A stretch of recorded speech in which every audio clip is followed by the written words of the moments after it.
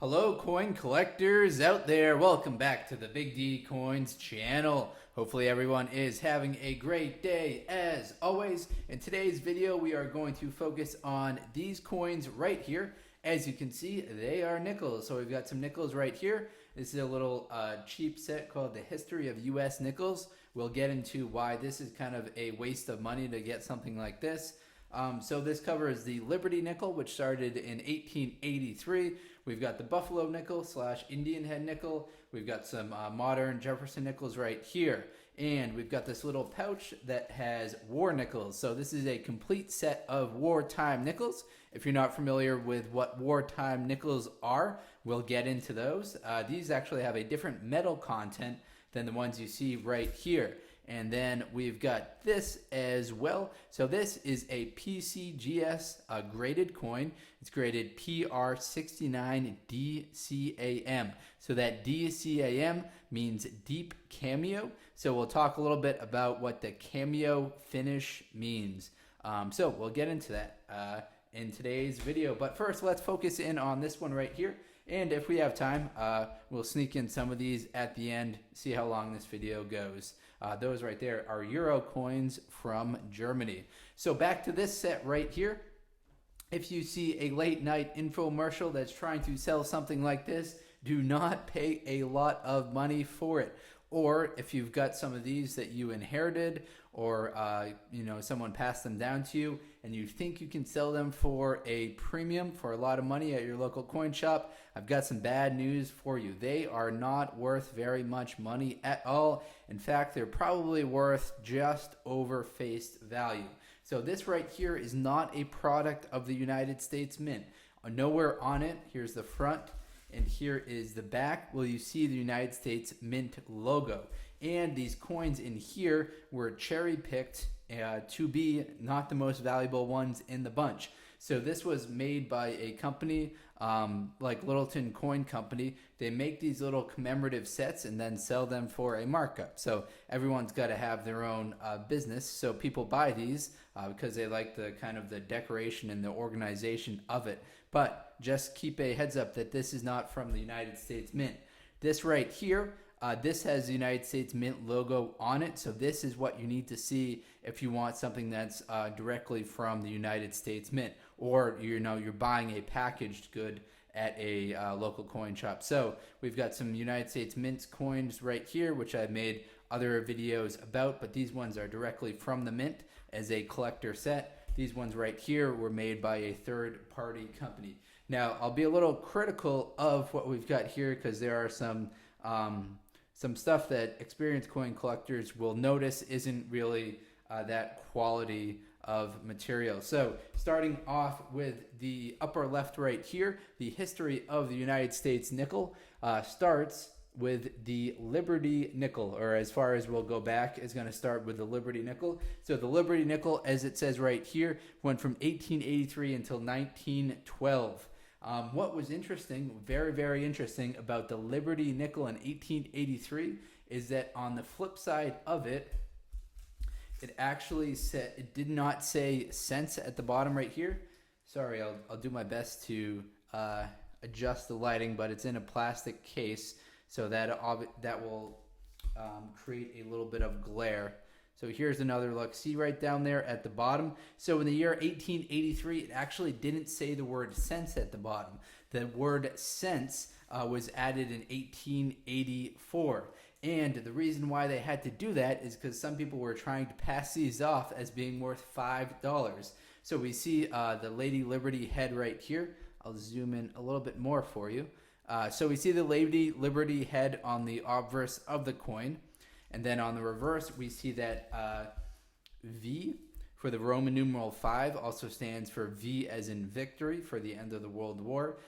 So these came out in 1883. They didn't originally say cents at the bottom. Here you can kind of see the word cents right there.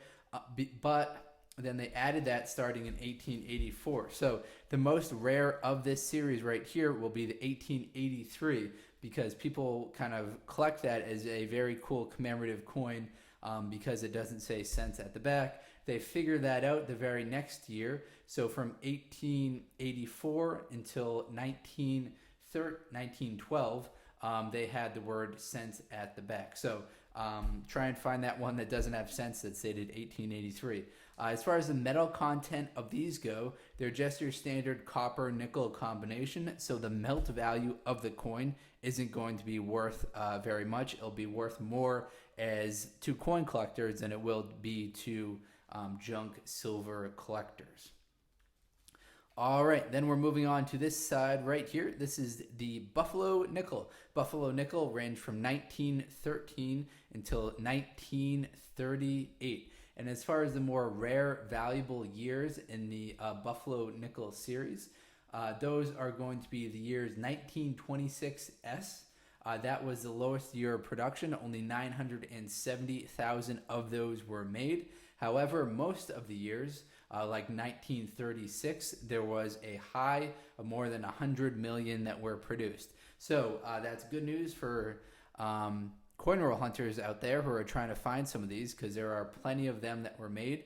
You know, it was dated back 90 years ago. They were making them in the hundreds of millions, so many of them have survived. Now, if you were going to be critical of this set right here, what we'll say is that they see the date right down here at the bottom right there. That's worn out a little. That's the high area on the obverse of the coin, that and the hair. So that is going to be one of the first areas that wears out first. There are some kind of this chemical that you can buy, this acid type stuff that you can put on that date right there, and it helps show it a little bit more. But some people don't like that because it can kind of wear out the coin. It's not really a natural thing to do. So we flipped it over to the reverse side of the coin. Now, one of the cool error coins out there are known as the 3-leg or the 3.5 leg Buffalo coin. And so what that is that the first leg right here, it's pretty much either gone, that would be the 3-leg, or only half, and that would be the 3.5 leg error. Now, that wasn't because of wear and tear throughout circulation. That was because the die of the coin, the imprint of the coin that smashes into the blank there, that was worn out. So it got worn out, and they didn't replace it in time, and that caused that to be worn out on that front leg right there. So that's the 3.5 and the 3-leg variety, which we don't have here because, I mean, we just checked, and whoever put this set together would have known to look for that prior to. And now we are on to the more modern looking 1938 until 2003 Jefferson Nickel. Now, what's also disappointing about this set right here, so we've gone through quite a few things that's disappointing, but they didn't include any wartime nickels. Now, wartime nickels were the coolest of the bunch because they had silver in them. So the silver actually creates more value because people like silver. So let me just trying to pull up if I have that silver information for you. Yep, so 1942 to 1945, the silver Jefferson nickels are the wartime nickels, and they are 35% silver. So they've got 35% silver at 56% copper and 9% manganese. Now you can tell them from the regular ones because they have a little bit different of a color to them because they've got different metal content. And when you flip them over, they've got this very large mint mark at the top. So keep your eye out for these silver wartime nickels. So this is a complete set that I keep in this little bag right here. Wartime nickels, complete set. So I've got one from each year, 1942 up until 1945, and then one from each mint mark. So at the top, we'll see D, we'll see S, and we'll see P. Check to see if this is, yeah, so this is a P right here. So Denver, Philadelphia, and San Francisco mints.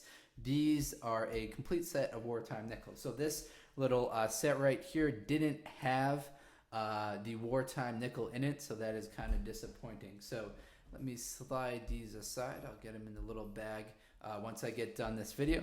But we're back to this right here. Now this does do a nice job of highlighting the Westward Journey series. So the Westward Journey series started in 2004. It went up until 2006, and it was to commemorate the 200th anniversary of the Louisiana Purchase and the subsequent Thomas and Jefferson exploration. Now, what's interesting about this is that we actually double up on the Bison Nickel. We've got the reverse side right here and the obverse. So there was only 1, 2, 3, 4, 5 of them that were made in the series, but we've got 6 of them right here because, I don't know, they just wanted to include 6. I'm not sure why. So we'll quickly get through the different designs right here. So on the left is the piece metal. Let me zoom back in for you the best I can. So we've got the piece metal right there. So when they started the journey, Thomas Jefferson he didn't himself make it, but he authorized this token to be made, which looks something like this. And then that token was given out along the journey to the Native Americans, and as kind of like a peace token. So the settlers, the Lewis and Clark people, would give out that token as a showing of good gesture. And then the next in the 2004 series, so first half of the year we had this coin, second half of the year we had this coin released. This is the Keelboat Nickel. So this is the boat that Lewis and Clark took as part of their expedition. So you could take this boat through lakes, through rivers, kind of all the way along their journey until they got to the Pacific Ocean. So you can see this action right here. It's got a sailboat. It's also got these guys with poles that are either rowing or help pushing it along rocks to kind of navigate it down a river. And then we've got the Bison Nickel, which we've got 2 right here. Now this is just kind of a throwback to the Bison Indian head nickel that we saw earlier. There were also obviously a lot of bison or buffalo along the journey for Lewis and Clark. So we've got 2 of these, and then we've got the Ocean in View, oh joy. So that's what it says. Sorry, the lighting's not perfect because of the glare from the plastic. But we see in writing right there an inscription that says "Ocean in View, oh joy." So this is the approximate scene that Lewis and Clark would have saw when they got to the Pacific Ocean, which was their objective of the journey. And then right here we have the return to Monticello nickel. So they refurbished what the United States Mint did here is they kind of refurbished the back a little bit, so they improved the design of it so you could see some better features here. But the most noticeable part of that is that Thomas Jefferson, instead of kind of having the side profile of him, which we see right here for the Westward Journey series, and what you see right here for the normal, another normal one right there. And so right here with the return to Monticello nickel, which came out in 2006, Thomas Jefferson is just facing forward rather than having that side profile look to him. All right, so we're not going to have time for these coins, but we do have a little bit more time to flash in front of you. I'll have to make another video about this to give it really the time that it deserves. But this is a deep cameo Jefferson nickel. So proof coins have a mirror-like finish to them. So the PR indicates that it's a proof coin, and then the DCAM means that it has a deep cameo to it. So see how that's almost like a mirror-like backing to it? So that indicates that it is a cameo finish. So that's what you want to look for if you're looking for proof coins.